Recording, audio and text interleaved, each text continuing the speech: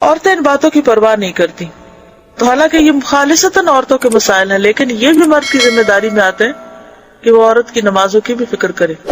اتنی فکر مردوں کو معلوم ہونی چاہیے اور وہ پوچھیں بھی کہ کیا ہو رہا ہے. اس کا ایک فائدہ یہ بھی ہے نا کہ پھر مرد کو عورت کے معاملات سے باخبر رہنا پڑے گا، وہ اس سے لاپرواہ اور بے پرواہ نہیں ہو سکتا. 8ویں یہ کہ اگر اس کی بیویاں ایک سے زیادہ ہوں تو ان میں عدل و انصاف کرے. رات گزارنے اور خرچ دینے میں برابری ہے، نہ کہ محبت کرنے میں، کیونکہ یہ اس کے اختیار میں نہیں ہے. پھر اگر سفر پر جائے اور چاہے کہ کسی بیوی کو ساتھ لے جائے تو ان میں قرہ ڈالے، نہیں ٹاس کرے، جس کے نام پر نکلے اس کو ساتھ لے جائے، کیونکہ نبی صلی اللہ علیہ وسلم کا طریقہ یہی تھا. 9ویں مخالفت ہے.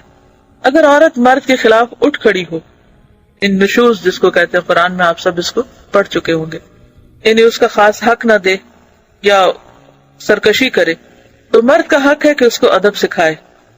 یعنی جائز بات میں بھی مرد کی بات سنے ہی نہ، مانے ہی نہ، اس کا حق نہ دے، تو پھر شوہر ہی کو اللہ نے ذمہ دیا ہے کہ وہ بیوی کو سمجھائے، اسے طاقت سے اطاعت پر آمادہ کرے. لیکن اس تادیب میں یعنی ادب سکھانے میں درجہ بندی کو ملحوظ رکھے، سٹیپ بائی سٹیپ. پہلے اسے نصیحت کرے، پھر دھمکی دے، اگر اس سے فائدہ نہ ہو تو اسے اس کے بستر میں تنہا چھوڑ دے، کیونکہ یہ بات عورت پہ بہت گراں گزرے گی. اس کی طرف پیٹ کر لے، یعنی ناراض ہو جائے، اس کا بھی اثر نہ ہو تو اپنا بستر الگ کر لے، اور اس سے 3 دن سے کم بول چال بند کر دے. 3 دن سے کم، زیادہ نہیں. پھر اگر اس سے بھی فائدہ نہ ہو تو اسے مارے، لیکن سخت نہ مارے، اور وہ یہ ہے کہ اس کا جسم خون آلود نہ ہو اور اس کے چہرے پر بھی نہ مارے.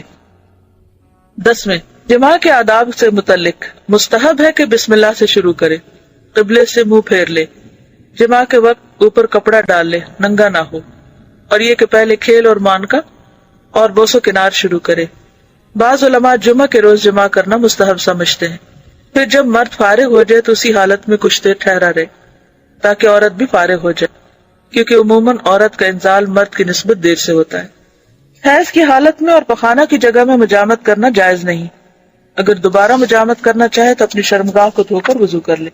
جنابت کی حالت میں بال نہ منڈائے، ناخن نہ کٹائے اور خون نہ نکلوائے، یعنی وہ جو پچنے لگواتے ہیں نا. عزل کرنا انزال کے وقت اپنی شرمگاہ کو باہر نکال کر منی گرا دینا جائز لیکن مکروہ ہے. 11ویں ولادت کے آداب ہیں اور وہ 6 ہیں. پہلا یہ کہ لڑکے کی پیدائش پر زیادہ خوش اور لڑکی کی پیدائش پر غمگین نہ ہو، کیونکہ اسے معلوم نہیں کہ لڑکے میں بھلائی ہے یا لڑکی میں. یعنی کہ بچوں کی پیدائش میں بھی انصاف سے کام ہے. عام طور پر لوگ لڑکے کی پیدائش میں زیادہ خوش ہوتے ہیں اور لڑکی کی پیدائش پر غمگین ہوتے ہیں، جیسے کہ قرآن پاک میں بھی بات کی گئی. دور جاہلیت میں خاص طور پر ایسا ہوتا تھا. وَإِذَا بُشِّرَ أَحَدُهُمْ بِالْأُنثَىٰ ظَلَّ وَجْهُهُ مُسْوَدًّا وَهُوَ كَظِيمٌ يَتَوَارَىٰ مِنَ الْقَوْمِ مِنْ سُوءِ مَا بُشِّرَ بِهِ أَيُمْسِكُهُ عَلَىٰ هُونٍ أَمْ يَدُسُّهُ فِي التُّرَابِ أَلَا سَاءَ مَا يَحْكُمُونَ.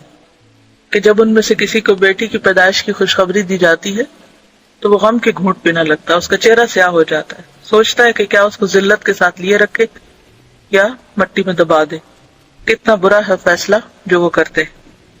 تو بات یہ ہے کہ کسی کو نہیں پتا کہ اس کا فائدہ لڑکے کی پیدائش میں ہے یا لڑکی کی پیدائش میں.